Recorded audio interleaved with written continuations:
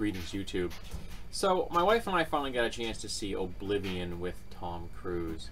And first up, I like to say I thought the film looked beautiful. It was very attractive. The CGI was great. Everyone was attractive. There were like no unattractive people in this film at all. So that was probably a smidge unrealistic, but it was pleasant to watch. I loved the technology. It was just great. The ships, the firearms, the space stations, the whole 9 yards. It all just had a wonderful vibe to it. And I thought, given with what they had to work with, the actors did an admirable job. However, that's where my praise ends. Because the very premise of this film was absurd, and it didn't get any better from there. So, I'm going to have spoilers in here. Be aware of that. So the basic premise is aliens show up because they need to harvest our water. Now, I've spoken about on my channel before the fact that interstellar warfare is absolutely meaningless. If you can get your military forces into space, out of your gravity well, you're done. You don't have to wage war. There are limitless resources in your own star system, let alone neighboring star systems. Now, they've come here to go to Earth to get water. I don't know if you're aware of this, but there's a finite supply of water on Earth. Where outside our planet, there is a near infinite supply of water. In the Oort cloud, the Kuiper belt, which are all full of comets, all of which are nothing but hunks of ice. There are planets outside Earth, moons and things, which have ice. Lots of it. All of them with very small gravity wells, none of them defended by an indigenous species. So, the very premise of the film, aliens invade Earth for our water, was stupid. It shows incredible, unbelievable levels of laziness on the part of the writer and director of this film. I can't... This wasn't even like a softball lob. This was they rolled the ball from the pitcher's mound to the batter. They just kind of pushed it up there. There you go. There. And then they just walked away and let it sit there. Useless. They just completely abdicated their responsibility as writers and director. Okay, so we have this. Then we have the idea that they only have 2 samples of humans.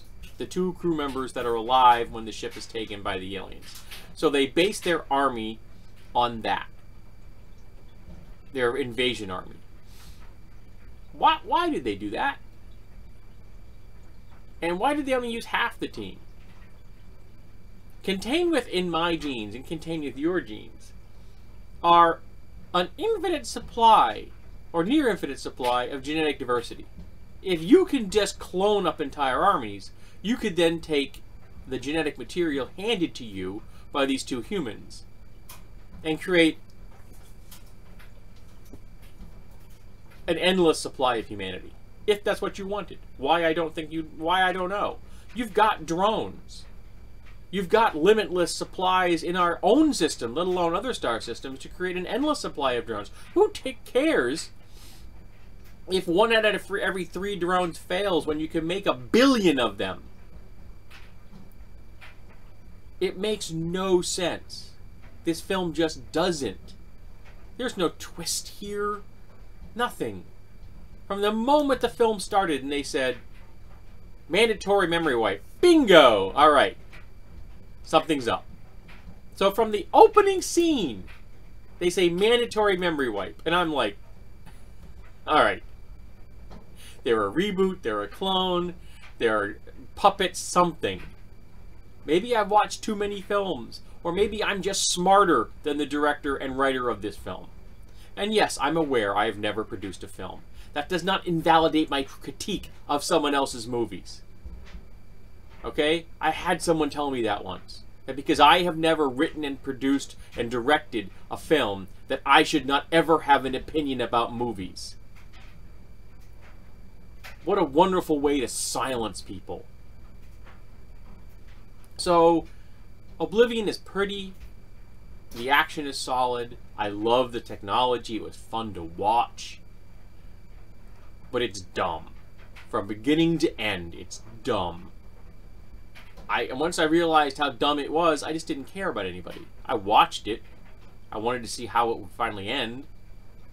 But I didn't care about anybody. Because I knew it was too stupid. They did not engage me. They failed. Alright. So, tell me, did you see it? Did you like it? Were you able to overlook the glaring problems from beginning to end that plagued this film? Or are these things that you just never worry about? I know there are people who go to see movies and they're just lights and sound on the screen, and they just watch them and then they leave, and that there is nothing deeper for them except the experience of watching the movie. And I don't know if I should feel envy or pity for them, because I'm always looking for the deeper message. And when there isn't one, or when the message is so poorly delivered, I have opinions.